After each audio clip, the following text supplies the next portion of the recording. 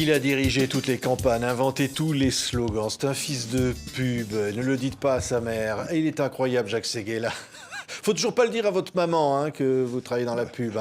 Elle croit que non. Elle croyait que vous êtes là, hélas. que vous étiez pianiste dans un bordel. Oui. C'est vrai. Oui, parce que à l'époque, la publicité était détestée des Français. Ils étaient totalement publiphobes.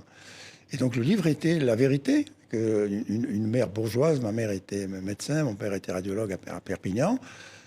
Moi, j'étais docteur en pharmacie et que je quitte finalement le monde médical pour aller dans le monde de saltimbanques. Il m'a dit, mon fils, tu vas échouer, c'est catastrophique. Elle en pleurait. Ah oui. Non, mais, alors, on va parler de ce bouquin, Jacques Séguéla, 90 ans d'amour. Chez Plon, vous m'avez dit, parce que vous étiez très pote avec César, le sculpteur, vous m'avez dit, c'est une sorte de sculpture à la César, de compression de tous mes bouquins.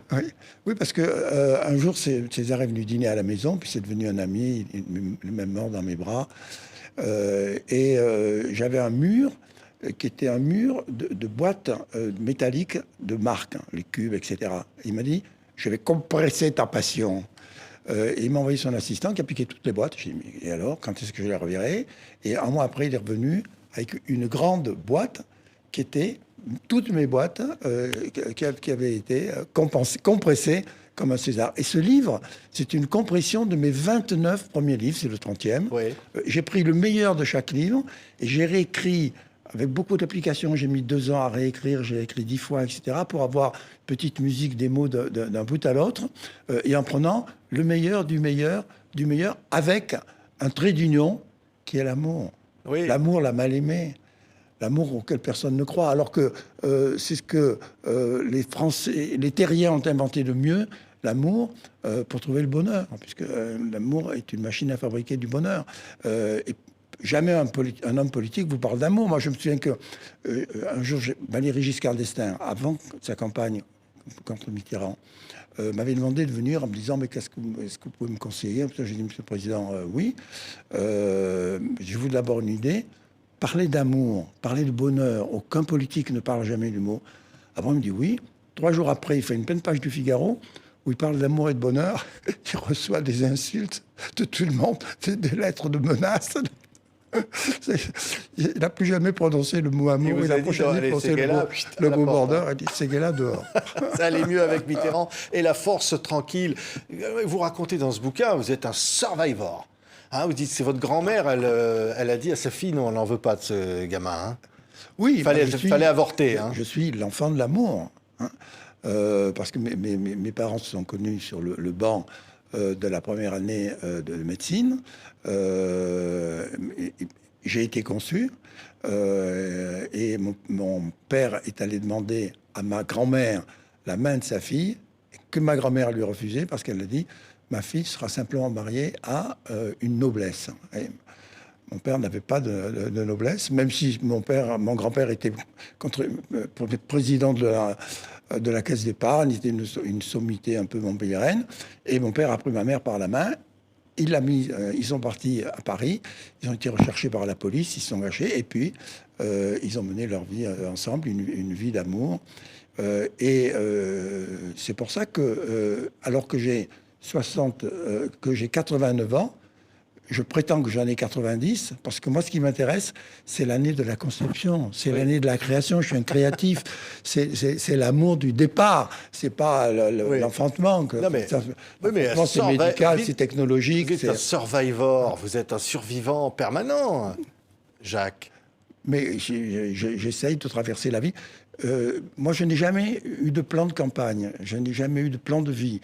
C'est la vie qui me mène par le bout du nez.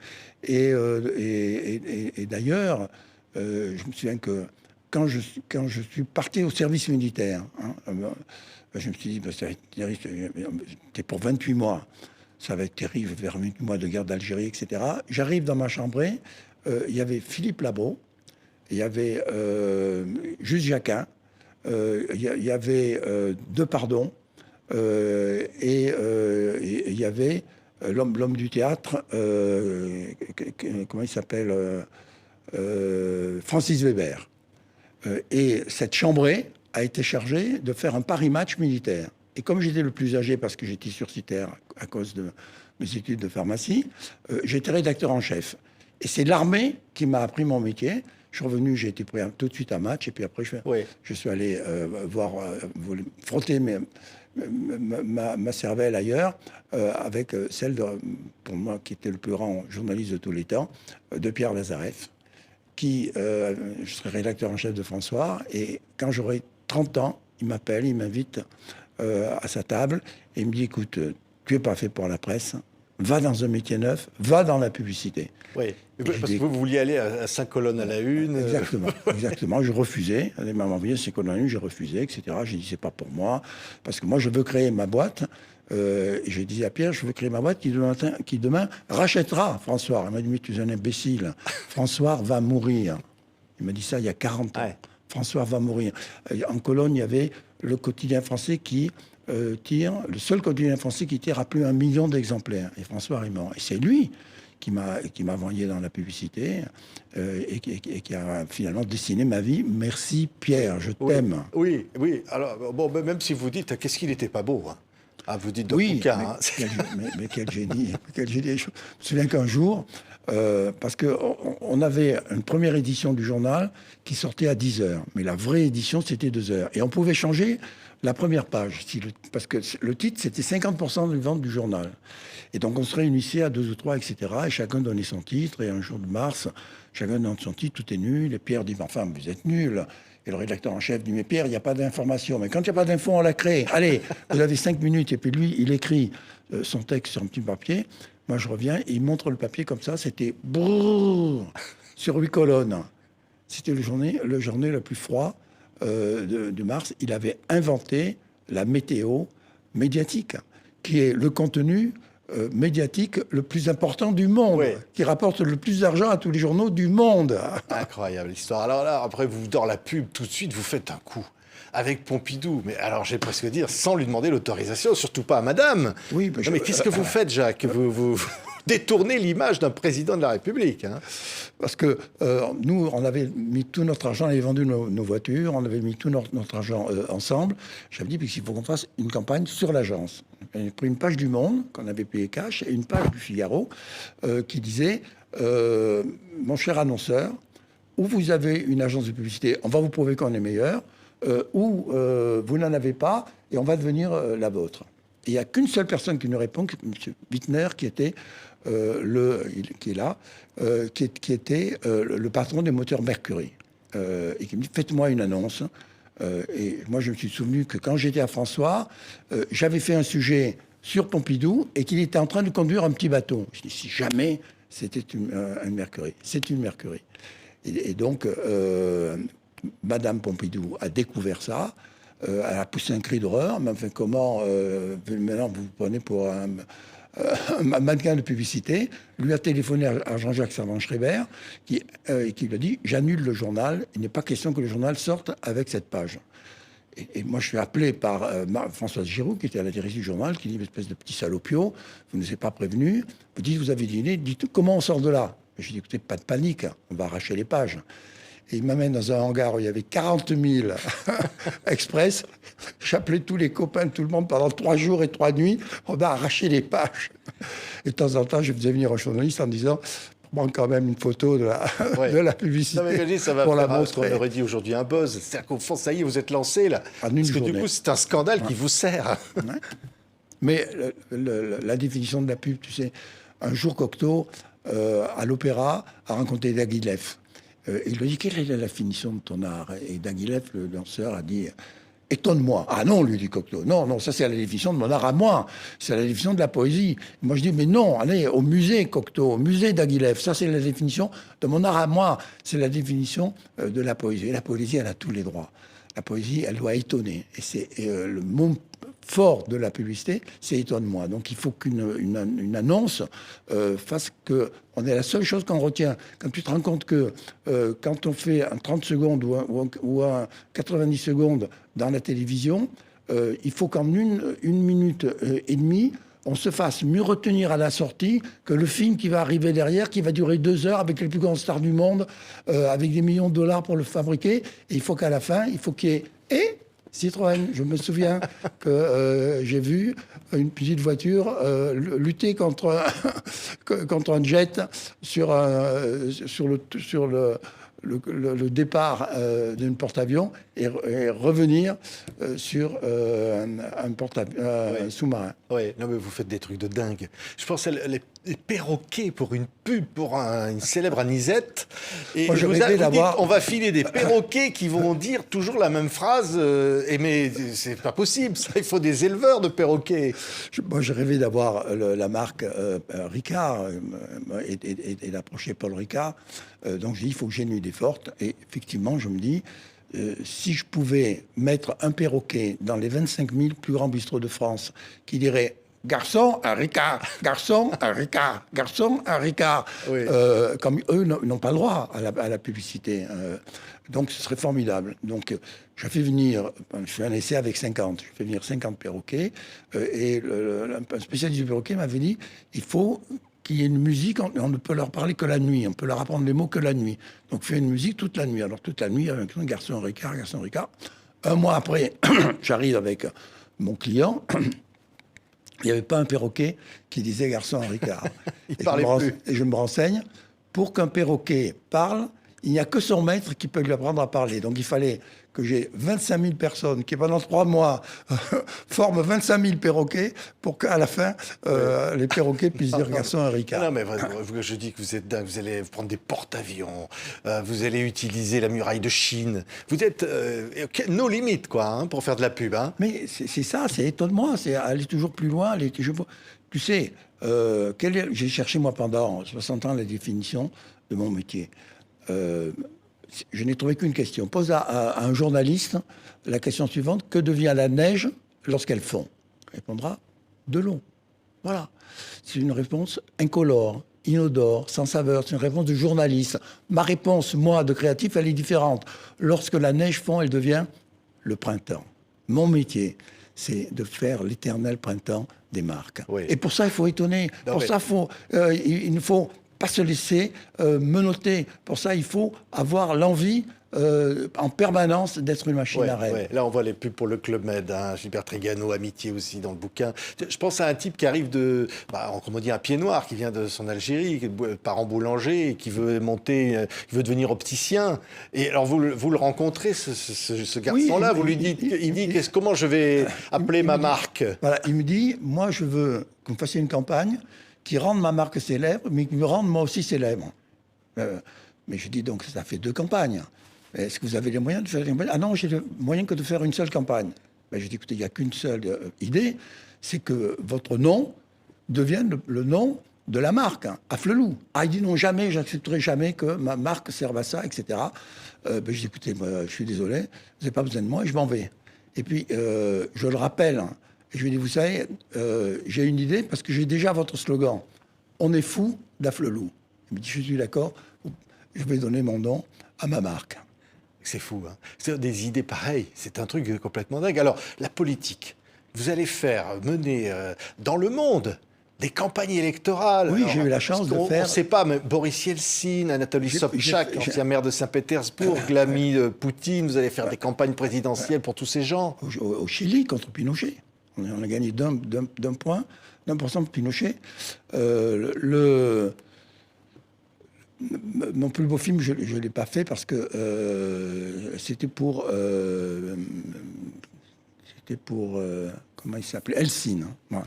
Je suis approché par des Russes qui me disent Monsieur Helsinki voudrait que vous fassiez un film pour sa prochaine campagne. Donc je me précipite à Moscou. Je suis briefé. Helsinki n'était pas là. Je reviens une semaine après. Je raconte mon film. Il est acheté. Et je reste pour le tourner dans les jours suivants. Donc le film se passe sur la grande place rouge. Il y a un homme qui s'avance comme ça. On ne reconnaît pas très bien. Fait un froid de gueux. Et là, il y a une image qui coupe la chose. C'est le Rostropovitch sur le mur de Berlin. Et puis l'homme avance un peu plus, on commence à reconnaître que c'est vraiment un humain qui s'avance. Et là, il y a l'image de Tiananmen, du Chinois qui arrête le char. Et puis l'homme s'avance encore, on trouve que c'est Helsinki, et il a une boîte de gigognes russe. Il ouvre la boîte de gigognes et sort une colombe. Et à ce moment-là, il y a 100 colombes qui se lèvent derrière, qui transforment la place rouge en place blanche. Blanche, c'est la couleur de la paix, c'est la couleur de l'amour, c'est la couleur de l'amitié. Le titre est « L'envol de la liberté ». Et j'attends mon client, qui est aussi ma star du film, parce qu'il était 6 heures du matin. Une demi-heure après, il n'est pas là. Une heure après, il n'est pas là. Je me précipite de son bureau, qui n'est pas très loin ça s'appelle la Maison Blanche, qui n'est pas très loin de la place Rouge. Un de ses collaborateurs me dit « Mais monsieur Helsin attend de savoir combien vous allez le payer pour faire son film de publicité. » Et j'étais un imbécile, parce que j'aurais dû faire le chèque. Aujourd'hui, le film serait dans tous les musées. Mais j'étais tellement... Parce que moi, j'offrais tout ça, c'était gratuit. J'étais tellement ivre de rage que j'ai laissé tomber la chose et le film n'a pas eu lieu. Oui. Vous auriez pu faire la campagne de n'importe qui, au plan politique? Non, il faut être très ferme. Trois règles absolues. Un démocrate. S'il n'est pas démocrate, il n'est pas question de le faire. Deuxièmement, qu'il puisse faire avancer son pays vers la modernité. Et 3, qu'il soit honnête. Le 3, c'est le plus difficile, évidemment, à juger, parce que ça se juge après. Oui, Mitterrand remplissait tous les critères? Il remplissait tous les critères, vraiment. Absolument. Et c'est pour ça que... Et en plus, c'était un formidable annonceur, parce qu'il adorait la publicité. Hein. Je me souviens que La Force Tranquille... il n'était pas d'accord pour le cadrage, hein. Il n'aimait pas... Il n'était pas d'accord sur le cadrage. Mais déjà, je l'avais montré le slogan, La Force Tranquille, il avait dit, Séguéla, vous m'avez trouvé. Et après, il me disait, mais on devrait cadrer plus serré pour que le regard soit plus puissant, etc. Ce que les gens veulent, c'est une affiche qui va directement toucher. Je dis, mais non, monsieur le Président. Puis je comprends, je dis, ah ben oui, c'est que vous voulez cacher votre calvitie. Mais les Français veulent un père, ils veulent un grand-père. Au contraire, gardez-la. Et vous verrez que vous aurez une supériorité sur Valéry Giscard à cause de ça. Et il l'a fait. Et 3 mois après, les affiches sont imprimées. Elles vont être affichées 10 jours plus tard. Mitterrand m'appelle, me dit, c'est que là, venez tout de suite. Qu'est-ce qui se passe? Il y a une catastrophe. Mais oui, on n'a pas présenté l'affiche aux socialistes. Et c'est eux qui payent. Je vous les réunis demain. Alors, il les réunit à Solferino. J'arrive. 20 socialistes, qui tous vont être ministres 3 mois après. Mitterrand est là. Il dit, j'ai une interview. C'est là, vous allez raconter la campagne. Et puis, je reviens qu'on termine tout ça. Qui était le directeur de campagne, dit on va voter, on vote, 20 voix contre. Je dis mais ils sont fous, les affiches sont imprimées, on n'a pas le temps d'en refaire, mais je ne trouverai jamais autre chose. Bon, Mitterrand arrive et dit alors c'est là, comment ça s'est passé? Monsieur le Président, on a voté, ah bon, 20 voix contre, mais nous sommes en démocratie, moi je n'ai pas voté, il s'assoit à sa chaise, il dit écoutez, moi je vote oui, et on va faire la campagne, parce que c'est ma campagne et pas la vôtre. Ouais. J'ai mis 5 ans à récupérer les socialistes qui étaient autour de la table. Mais ça va vous valoir un baiser. Parce que le soir de la victoire, vous racontez, il vient vers vous. Mais c'est moi qui ai été chargé de le réveiller. C'est Daniel, parce que tout le monde a raconté que qui avait le premier donné la fourchette à François Mitterrand. C'est Daniel Molot, qui était une journaliste du Point, qui avait les sondages, etc. Mais moi, j'étais chargé d'aller réveiller François Mitterrand. Donc, je monte un escalier. J'ouvre une porte, il y avait un petit lit de fer, comme des lits militaires, une petite table de nuit, et il faisait la sieste, il dormait, alors qu'il va être président 3 heures après, donc je le réveille, etc. Il redescend 10 minutes après, moi j'étais resté sur le bord de l'escalier, j'étais la première personne dans laquelle à le toucher du doigt, et il m'a embrassé. Et il m'a embrassé une seconde fois, pour la réélection de 88, avec cette affiche très extraordinaire qui était la génération Mitterrand, parce qu'il m'avait dit, moi je ne vais pas me présenter, je pense qu'il avait une réminiscence de son cancer, mais je veux que c'est Rocard qui va se présenter, je veux que vous fassiez sa campagne. En me raccompagnant, il me dit, mais on ne sait jamais, peut-être que Rocard au dernier moment ne voudra pas, donc il faut que cette campagne puisse être celle de Rocard ou la mienne. Je dis, mais président, demandez de faire la campagne d'une voiture, d'un yaourt, je ne peux pas y arriver. C'est que là, vous avez des idées, revenez me voir dans une semaine. Bon. Et une semaine après, je reviens et je lui dis, bah, écoutez, ce sera Génération Mitterrand, parce que ça sert à Rocard, et c'est votre génération à vous aussi. Hein. Et on va mettre ça dans un grand logo, etc. Ouais. Ouais. Vous lui dites tout. Par exemple, vous dites dans le livre sur Bousquet. Oui, sur Bousquet. Bousquet, un Oui. chef de la police de Vichy, dont il était resté l'ami. C'est Jacques Attali. Lui, Ouais. lui, je m'avais dit. Et Jacques Attali m'a confirmé. Il m'a dit un soir, je reçois un coup de téléphone de François Mitterrand qui dit, est-ce que vous êtes libre à déjeuner? Venez, j'invite quelques amis. Il se retrouve dans un restaurant parisien et il y avait Bousquet. Et à la fin du dîner, Mitterrand n'était pas encore président. À la fin du dîner, le président demande à Jacques Attali de le raccompagner chez lui. Et dans la voiture, Jacques Attali lui dit, mais président, c'est pas possible ce que vous m'avez imposé. Comment vous me faites déjeuner, moi, juif, avec cette espèce d'ordure? Et Mitterrand lui dit, vous ne savez pas de quoi vous parlez, parce que les 10 personnes qui étaient là à cette table ont tous été sauvés de la mort par cet homme. Oui, c'est incroyable cette Incroyable. anecdote. Et ça lui a été reproché toute sa vie. Oui. Il y a un autre Ça l'a beaucoup. personnage. Oui. C'était ce qui lui pesait le plus. Ouais. Mais alors, pas toujours de bons conseils, parce que Mitterrand, il vous dit de ne pas participer pour acheter énergie. Voilà. Énergie. Je 50% d'énergie. serai milliardaire. Hein, je serai et il vous dit milliardaire. non. Le patron d'énergie était un de mes tout petits annonceurs. Il avait une boîte qui sélectionnait les restaurants et les sorties, etc. Et puis un jour, il me téléphone, il me dit est-ce qu'on peut déjeuner ensemble? Je retrouve à déjeuner, il me dit j'ai une idée, les radios vont se libérer, je veux faire ma radio libre, mais je voudrais m'associer avec toi parce que j'ai besoin d'un publicitaire et d'un créatif pour ça. D'ailleurs, j'ai déjà la marque, c'est Énergie. J'ai dit écoute, moi j'en parle à mes associés, mais je suis d'accord, j'adore la radio, on fait ça. J'avais rendez-vous avec Mitterrand. Je vois Mitterrand, il me dit alors qu'est-ce qu'il y a de neuf? Je viens d'avoir Boudoukrou, le patron d'énergie, qui me propose d'être son associé pour sa radio. Et Mitterrand me dit touchez pas à ça. C'est des radios, je vais les libérer. Il y en aura 5000, ça va être un fiasco, personne ne gagnera sa vie. C'est qu'il a resté dans la pub. Chaque fois que je vois Boudoukrou, il me dit aujourd'hui, il sort son téléphone, il me dit aujourd'hui, tu aurais 1 275 000 euros en banque. C'est fou. Alors, un autre personnage, c'est Tapi. Alors, je marche à l'avant-d'air, évidemment, c'est vous. Hein, vous lui mettez les piles sur lui pour la pub. Il a ses piles en dos et Tapi, il ne voulait jamais payer. Donc c'était moi qui offrais les choses pour lui faire plaisir. Donc moi j'avais choisi un jeune créatif de l'agence qui n'avait jamais fait de film de publicité, mais qui arrivait, qui s'appelait Delahousseret. On tourne la séquence où il avance, c'est très bien. Et puis à un moment donné, il y a un plan qui est très difficile à faire, c'est parce que sa secrétaire lui a envoyé une pile, donc il n'a plus de courant, donc il tombe comme ça. Et Delahousseret fait une première prise, ça marche pas, une deuxième prise, ça marche pas. Tapi me dit, écoute, il est gentil, dis-lui d'aller boire un café. Bon. Donc le créatif sort de la pièce, et lui, qui n'avait jamais touché une caméra de sa vie, qui n'avait rien fait, il prend la caméra, il dit au caméraman, toi tu ne te mets pas là, c'est pas là, toi tu te mets là. Il dit, là, tu le fais ça là. Vous êtes en place, etc. Hop, et il réussit. Et je lui dis, bon, c'est génial, Bernard, on en fait quand même une seconde, on ne sait jamais en cas.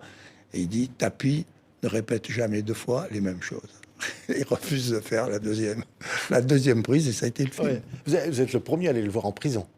Le premier à le prendre dans une prison, c'était à Luynes, à côté de Marseille. Après une attente incroyable, parce que c'est terrible les prisons, c'est que des femmes, etc., que des filles, que des mères qui attendent de pouvoir entrer. J'étais le seul homme.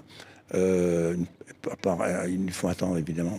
Et puis tout d'un coup, j'attends, comme dans les films de James Cagney à l'époque, le bruit des cars sur les grilles. Bon. Et en même temps, j'attends. Allez Bernard, allez l'OM, allez. Et la porte s'ouvre et je vois triomphant Bernard qui sort et la porte se referme. Et on était dans des petits confessionnals comme ça. Parce que les matons ne voulaient pas que les pénitenciers puissent faire l'amour. Donc, et on était au vu de tout le monde. Et donc on rentre dans notre petit confessionnal, il tombe dans mes bras, on a pleuré pendant 20 minutes. Ouais. Et puis il m'a dit, fais un truc dans Match pour qu'on me change de prison. Donc j'ai écrit un article dans Match. Théron a accepté tout de suite. Et ils ont changé de président. Il est venu à la santé. Je suis allé le voir à la santé où ça allait mieux. Ouais. Mais c'était un moment à la fois terrible et à la fois, il n'avait pas changé d'un iota. Il était toujours le même. Ça n'avait pas affecté du tout. C'est incroyable. C'était, Fort. Vous avez connu des hommes d'affaires, comme on dit. Alors, le baron Bic, Trigano, bien sûr. le baron Bic, c'était mon rêve. Oui. Parce que c'était c'est la marque la plus, C'est l'inventeur la de plus ça. connue du monde. Voilà, on va montrer Et donc, ça. à l'époque, j'étais très copain avec Gainsbourg. J'ai dit, écoute, Serge, faut que tu me donnes un coup de main. J'ai besoin de toi 1 heure dans un studio. J'ai écrit un script. Bon, j'arrive le matin, il était là. Il lit mon script et il se met devant un fond noir et il dit, moi, j'ai plus rien à donner. J'ai donné mon inspiration à la chanson, j'ai donné mes poumons à la cigarette, j'ai donné mon sexe aux femmes, j'ai plus rien à donner, je suis un homme fini. Ah, il me reste quelque chose, il me reste ma barbe. C'est lui qui a inventé la barbe de 3 jours. Il me reste ma barbe. Ça, je veux bien la donner, mais pas à n'importe qui. Hein. À Bic, personne d'autre. Et je vois le grand patron, Marcel Bic, qui me dit, mais votre film est formidable, moi je fais pas de télévision, mais mon fils Bruno Bic en fait, allez le voir à New York. Je prends l'avion, je me précipite, j'arrive dans le bureau de Bruno Bic, et je lui montre le film, il éclate de rire, il dit, c'est formidable ton film, mais il y a un truc que tu n'as pas compris, c'est qu'il n'y a pas un Américain qui connaît Gainsbourg en Amérique, donc ton film chez moi, il sert à rien. Et donc le film existe, mais il n'a jamais servi. Ouais, alors, pour Gainsbourg, ça me fait penser à Woolit. C'est quand même, Oui. avec Jane Birkin, Oui. c'est quand même Oui. le début, la pub. C'est tous les débuts de la pub. Et moi, mon slogan pour Woolit, c'était pas je lave plus propre, c'était je lave plus blanc. Non, c'était je lave plus belle. Et j'avais demandé à toutes les stars françaises, etc., les unes après les autres, de faire un numéro de beauté. Et quand c'est arrivé à Gainsbourg, avec Jane, il me convoque, il me dit, je viens avec ton annonceur, etc. Je viens avec l'annonceur dans un petit studio. Et il avait un petit piédestal comme ça qui tournait. Bon. Sur le piédestal, il y avait sa femme. Et elle s'était entourée d'un grand lainage bleu et blanc comme ça, parce que c'était les couleurs de Woolit. Et comme elle tournait comme ça, elle se dénudait peu à peu, et ça s'arrêtait juste au moment où il fallait pas aller plus loin pour la télévision française. Et donc mon annonceur était là, il n'en croyait pas ses yeux. Surtout qu'évidemment, à ce moment-là, elle a laissé tomber le lainage et elle a été dans ce plus bel appareil. Mon client a acheté tout de suite le film. Je pense à Romy Schneider, parce que quand même, dans la baignoire, c'est un souvenir inoubliable. Oui, elle était belle Ouais. comme tout. C'était un peu un moment difficile pour elle. Elle avait perdu sa fille et tout ça, etc. Mais elle acceptait quand même de faire la pub. Elle était totalement alcoolisée. C'était épouvantable. Elle était avec un chevalier servant qui la suivait avec un seau à glace et une bouteille de vin blanc. Et pratiquement toutes les 10 minutes, elle redemandait un verre. J'ai dit, mais on va rater le film, c'est pas possible. On va à Megève, parce qu'on tournait le film à Megève, c'était dans la neige. Elle se lève à 5 heures du matin. Elle passe au maquillage. Elle arrive, on fait la première prise. C'était la plus belle star du monde, la plus belle fille du monde. C'était Romy Schneider à 20 ans. C'était magique. Et le film est magique. Et c'est un des films qui a le mieux marché. Par contre, celui de Gainsbourg n'a pas du tout marché, parce qu'il a eu 100% d'intérêt dans les sondages, mais les ménagères n'ont pas voulu de ce film-là, parce qu'ils ont trouvé que c'était un film qui pouvait détourner leur mari. Elle le disait dans les textes, ce film va détourner mon mari de sa couche nuptiale. Donc ça ne m'intéresse pas comme lessive. Un jour, vous voyez Coluche, et il vous dit, tiens, je veux faire quelque chose pour les pauvres et tout ça.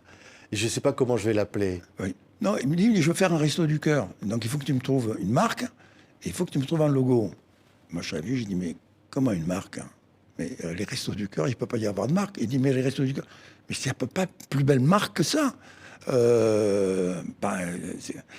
Ben écoute, d'accord, alors fais-moi un logo, qu'est-ce que tu veux comme logo? Ben, il me dessine, fais quelque chose avec une fourchette et une cuillère, etc. Bon, j'arrive à l'agence, je dis à un jeune créatif, c'est très simple, tu me dessines une couchette, etc. Bon, et il accepte d'emblée les choses. Et mon grand regret, je le dis dans le livre, mon seul regret de cette vie, c'est que des années plus tard, Véronique Colucci un jour me demande rendez-vous, elle vient me voir à l'agence, elle me dit, écoute, Coluche était morte depuis 2 ans. On n'arrive pas à trouver un président pour prendre le relais. Écoute, Coluche t'aimait beaucoup, moi je t'aime beaucoup. Il faut que tu acceptes d'être le patron des Restos du Cœur.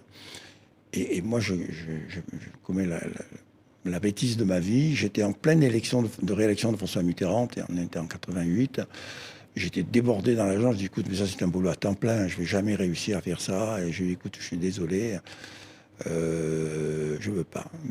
Pardon Coluche, j'aurais jamais dû refuser ça. J'ai refusé ça et je l'aimais tellement. Ouais. Ouais, j'allais dire, grâce à vous ou à cause de vous qu'il y a des bagnoles qui s'appellent Picasso. Hein. Ça, on peut quand même le dire, c'est vous qui faites rentrer l'art dans la pub. Vous allez même jusqu'à demander à Dali de dessiner.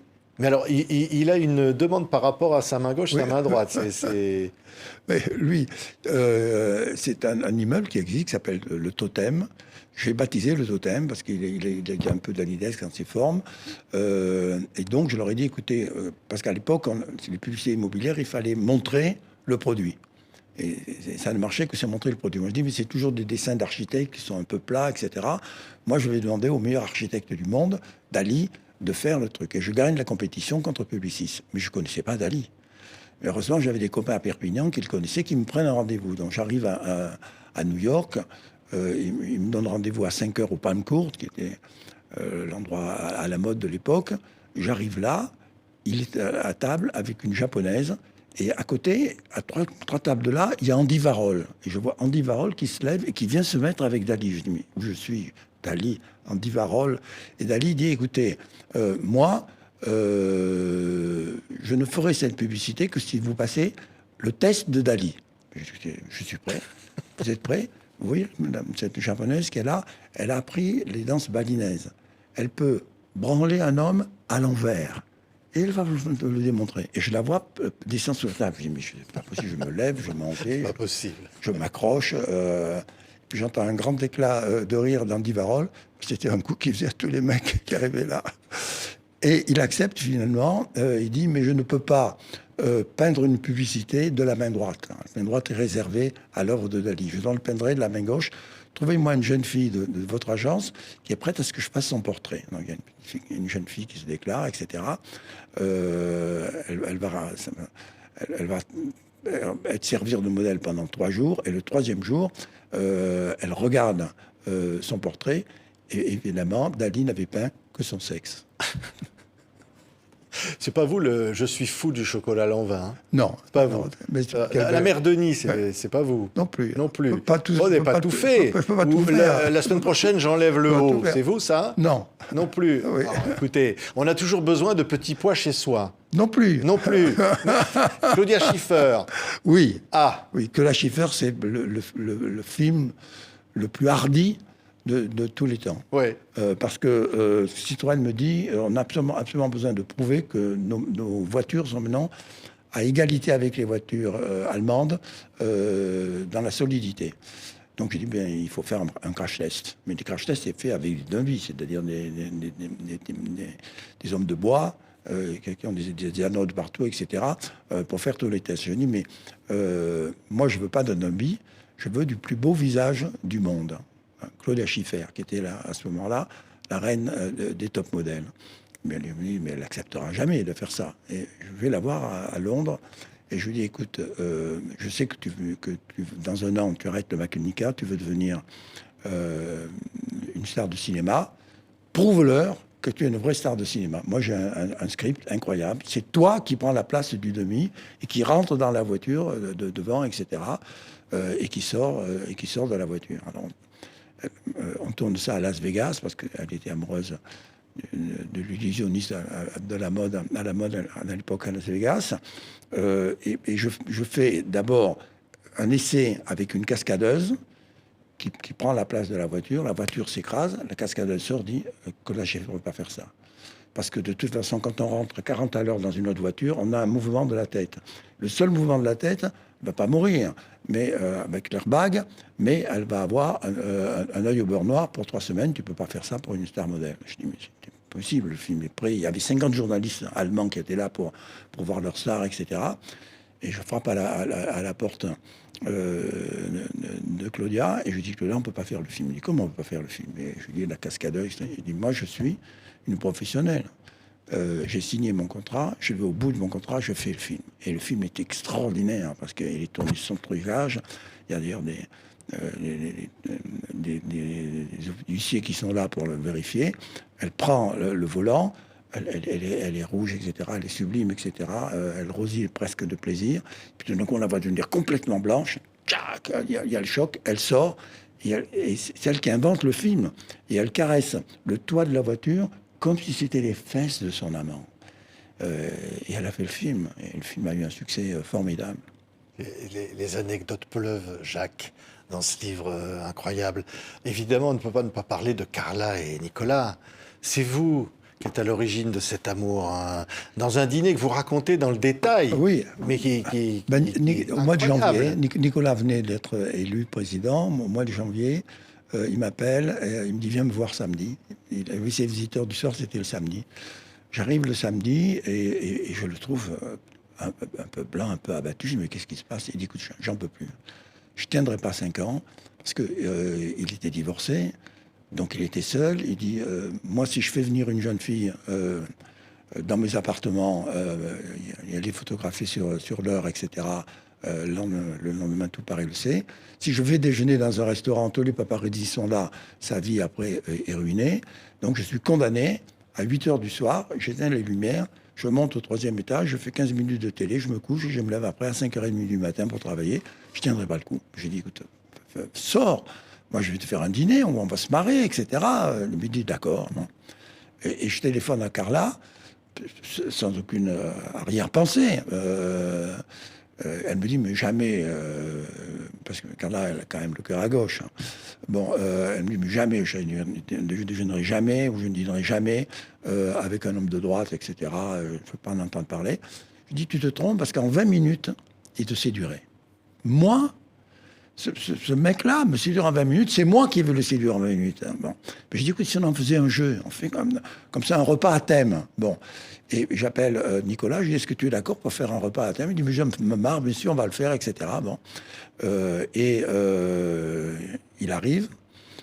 C'est elle qui commence le débat et qui lui dit, bah alors, moi j'ai 20 minutes pour te séduire, etc. Donne-moi ton téléphone, parce qu'il se tutoyait d'emblée. Donne-moi ton téléphone. Prends le téléphone et elle commence à dire, ah non, celle-là, non, celle-là, c'est pas possible, elle est trop moche. À celle-là, ah non, celle-là, c'est un de mes copains, etc. Tu ne comptes pas. Celle-là, mais non, elle n'est pas digne de toi. Et lui, il voyait son agenda disparaître, photo après photo.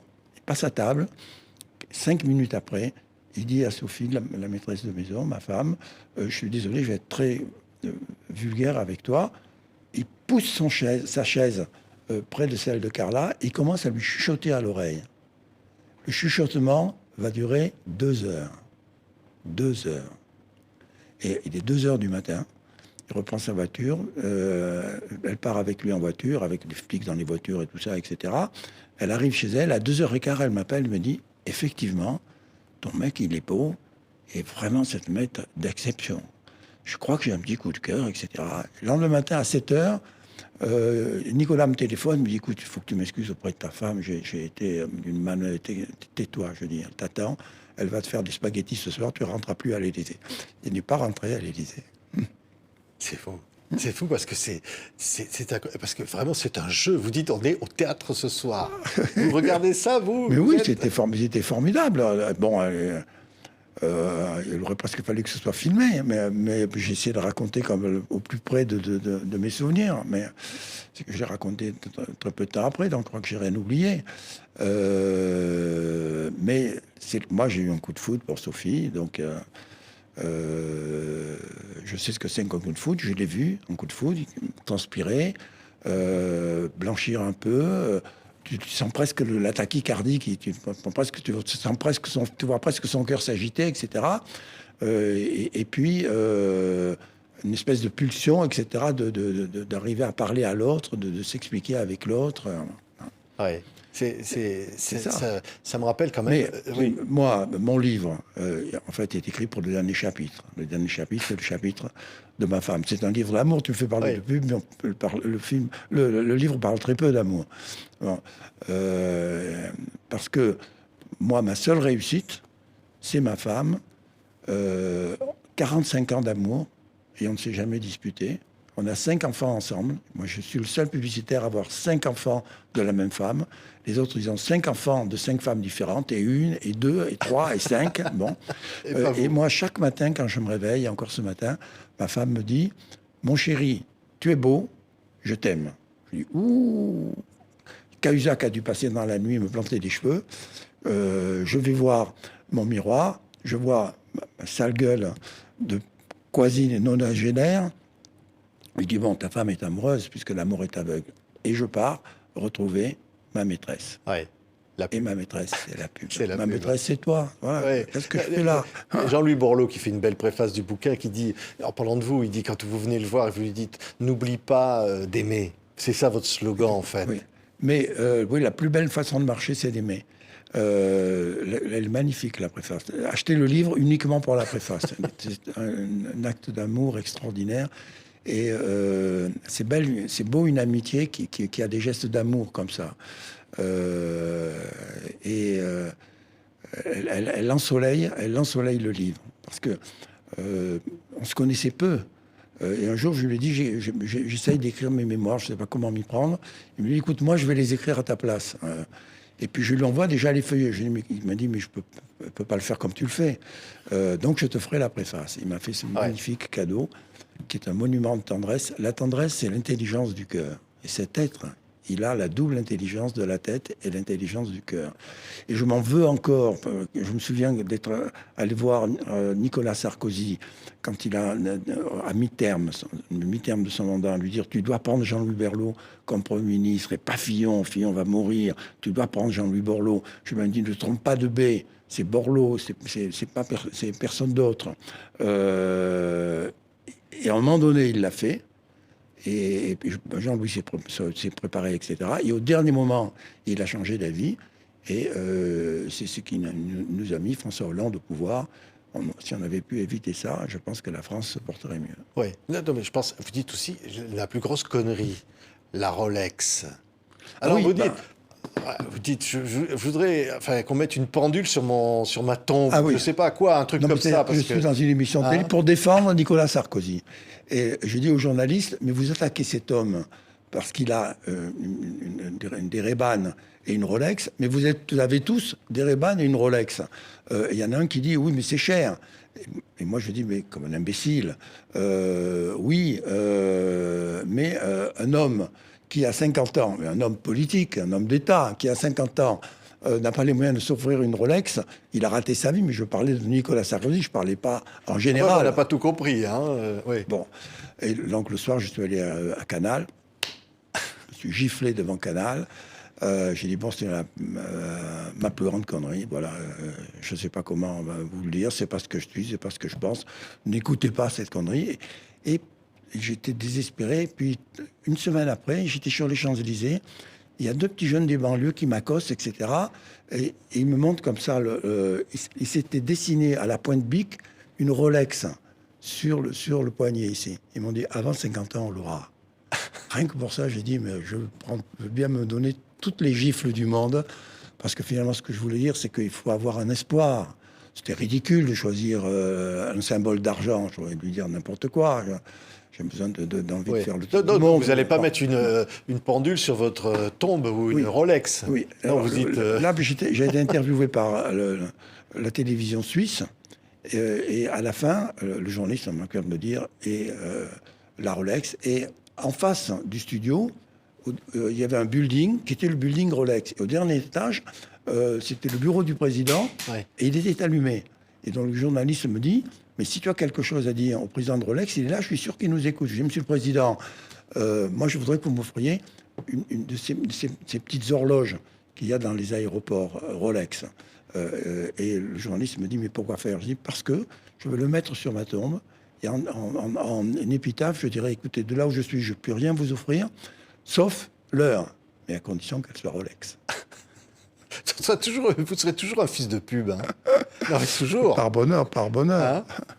Vous êtes amoureux de la pub, marié à la pub et aimez la pub. Non, mais surtout, tu sais, la morale du livre, c'est que c'est une phrase de Pierre Dac qui dit, si on pouvait mettre un peu de rose, si on pouvait mettre un peu de rose dans notre matière grise, on aurait moins d'idées noires.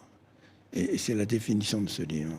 C'est un livre optimiste. Les optimistes ont inventé l'avion, les pessimistes le parachute. Restons dans l'avion. Accrochons-nous à l'avion. Oui, vous avez fait des trucs incroyables avec des... Tiens, je pense à Vincent Bolloré. Vous parlez de Vincent Bolloré dans le bouquin. Il est très décrié aujourd'hui. Ce qui s'est passé sur le plateau de Cyril Hanouna. Oui. Et c'est votre ami quand même. Mais c'est pas mon ami. C'est l'homme qui m'a fait le plus beau cadeau qu'on puisse faire à un autre homme. Il m'a offert 20 ans de vie professionnelle supplémentaire. Quand je l'ai connu, j'avais 70 ans. C'est l'âge de la retraite. J'en ai 90. Et je suis toujours à l'agence. C'est d'abord un génie. Parce qu'il a pris une société qui avait 3 millions de pertes il y a 30 ans, et il la laisse à ses enfants aujourd'hui avec 17 milliards d'euros dans la caisse. Pourquoi? Parce que lui se lève tous les matins à 5h30. À 6h, il est à son bureau. Son premier rendez-vous est à 6h30 et quitte le bureau à 10h. Il a fait ça toute sa vie. Et c'est comme ça qu'il a bâti, qu'il a bâti. Oui, mais la concentration des médias, le rôle de Bolloré en Afrique qui est mis en cause. On peut raconter tout ce qu'on veut. Moi, pendant 5 ans, j'ai eu mon bureau qui était séparé d'une glace par rapport au sien. Donc, je n'ai jamais vu avoir un mot d'extrême droite, un mot antisémite ou tout ce qu'on veut. Jamais. Pendant 5 ans. Donc, si la vérité c'est celui qu'on raconte, ça lui aurait certainement échappé. Et après, l'Afrique, il s'est retiré d'Afrique. Il s'est retiré d'Afrique parce que tous ses investissements, il les a fait en Afrique pour créer des ports, pour créer des autoroutes, pour trouver des aéroports. Et un jour, il y a un des présidents africains, je ne sais pas quand, qui l'a fait attaquer. Donc, qui a été attaqué parce que il y avait une campagne qui avait été faite par l'agence, une campagne d'élection. Mais moi-même, j'étais pas au courant. Lui, encore moins. Donc, c'est un truc qui s'est fait comme ça, on ne sait pas pourquoi. Donc, voilà. J'en voudrais qu'il y en ait beaucoup de Vincent Bolloré dans ce pays. Et on en aurait besoin parce que qu'est-ce qui peut nous sauver? La réindustrialisation des grands groupes chez nous. Si demain, le plus grand groupe de communication, Vivendi, qui j'espère s'appellera Havas un jour, devient le numéro 1 mondial, eh ben, on pourra dire merci Vincent Bolloré, et merci ses fils, merci Yannick, merci Cyril. Il y a un mot encore sur quelqu'un avec qui vous avez une amitié, c'est Bernard Kouchner, qui est très fort avec Bernard Kouchner. Moi, c'est l'ami de ma vie. Je l'ai connu un jour, il est venu dîner avec mon temps. J'ai pu toucher mon temps du doigt. Et je me souviens, je lui ai dit, mais écoute, dis-moi Marilyn, je sais, on a posé la question 1000 fois. C'était quoi? Il m'a dit, Marilyn, c'est un petit boudin. C'était fini, elle n'avait plus aucune beauté, elle était déjà complètement ravagée par l'alcool, par la drogue, etc. C'était terrible de voir ça. Et pourtant, j'en suis tombé amoureux, et pourtant elle est tombée amoureuse. Bon, et puis vis-à-vis de Simone, je pouvais pas rester avec elle. C'est pour ça que je suis revenu. Et un jour, il m'a dit, j'ai une grosse affaire en Afrique avec le Médecins du Monde. J'ai une affiche. L'affiche était très belle. C'était le continent africain qui ressemble un peu à un personnage, à une femme. Et il y avait une larme qui coulait comme ça. C'était une affiche qui a été reprise beaucoup, qui a été recopiée. Il m'a dit, il faut que tu me trouves un titre pour ça. Mais j'en ai besoin pour demain matin. Moi, je rentre chez moi, j'ai pas dormi la nuit, je me dis qu'est-ce que je peux faire, etc. Il faut que ce soit le plus simple possible. Et puis, avant de m'endormir, j'ai trouvé le titre. Ma vie, c'est ta vie. Autrement dit, je vis que pour sauver ta vie. Je n'existe que pour sauver ta vie. Je ne peux pas mieux résumer les French Doctors que ce slogan-là. Il a adoré, Montand aussi, puisque Montand était le patron de la campagne, c'est tous les deux qui décidaient. Et l'affiche était 15 jours après sur le mur. Vous êtes auprès de Bernard Kouchner quand vous apprenez que son fils a été abusé par un proche. Oui. Oui, mais pour lui, c'était terrible, parce que ça s'était passé la veille. Donc, il m'a téléphoné en me disant est-ce que je peux venir dîner avec toi, avec Sophie et avec Christine? Il a raconté la chose, il dit, mais mon fils ne veut pas que j'en parle. Et moi, je n'ai qu'une envie, c'est d'aller flanquer ma main dans la gueule de ce salaud. Et à la fois, je dois respecter la décision de mon fils. Il a 30 ans, il est jeune marié, il a des enfants. Je ne veux pas qu'il soit du hachis parmentier pour les médias. Donc, je ne dirai rien jusqu'à ce que peut-être un jour ça se sache. Je voudrais qu'on finisse par quelque chose de drôle, de sympa. Votre premier amour. Moi, j'adorais ce passage. Dans l'eau glacée, Jacques Séguéla. Vous vous jetez à l'eau pour une femme. Bon, moi, j'étais en première année. Finir avec ça. J'étais en première année. J'étais en première année de pharmacie. Et j'étais très amoureux d'une Sétoise qui me parlait de Brassens. Et qui connaissait parfaitement et qui me chantait des chansons de Brassens, etc. Je n'arrivais pas à la séduire définitivement. Et un jour de mars, je lui dis bon, maintenant, il faut absolument qu'on se décide. Donc, je t'invite à un pique-nique sur les bords du Lez. C'est la rivière de Montpellier. On arrive, c'est très froid. Moi, j'avais préparé mes couvertures, etc. Et puis, à la fin du repas, je lui dis, écoute, je veux que tu me fasses l'amour. Elle m'a dit, je te ferai l'amour si tu te déshabilles et si tout nu, tu plonges dans l'eau du Lez. Je me suis déshabillé, j'ai plongé dans l'eau du Lez, j'ai cru mourir. Parce que quand on plonge dans l'eau froide, c'est comme si on était brûlé vivant. Le souffle coupé. Je me retourne, elle avait pris mes affaires, et elle courait de l'autre côté, elle est allée rechercher ma 2 chevaux, et elle m'a laissé tout nu sortir du Lez. J'ai traversé la prairie. Heureusement, il y avait un petit bistrot qui était là. Je connaissais un peu le patron. Il m'a prêté un jean et un pull vert. Je suis rentré chez moi dans ma petit appartement d'étudiant en pharmacie. J'ai ouvert la porte et ma Sétoise était nue dans mon lit. Elle m'attendait. Quelle belle histoire. Belle histoire d'amour. Allez, vous seriez prêt à repartir en 2 chevaux, là, avec Jean-Claude, votre copain depuis 85 Mais ans? on voulait traverser le monde avec vos 2 chevaux quand vous aviez à peine 20 ans. On a étudié à un moment donné, je crois que c'était pour nos 60 ans, on voulait faire le tour du monde en train. Et c'était possible de faire le tour du monde en train. Et puis, je ne sais pas, la vie a fait que ça ne s'est pas passé. Et puis finalement, je trouve que c'est tellement beau ce tour du monde, le premier tour du monde d'une voiture, que le tour du monde en train, ça fait un peu redite, mais de moins belle qualité. Oui, et puis en 2 chevaux, il y a restons sur le drôle. Restons sur parce que la grande aventure, on ne s'est pas rendu compte, on était complètement inconscient. On a traversé 6 déserts, les plus grands déserts du monde, et déjà le Sahara, qui est le pire des déserts.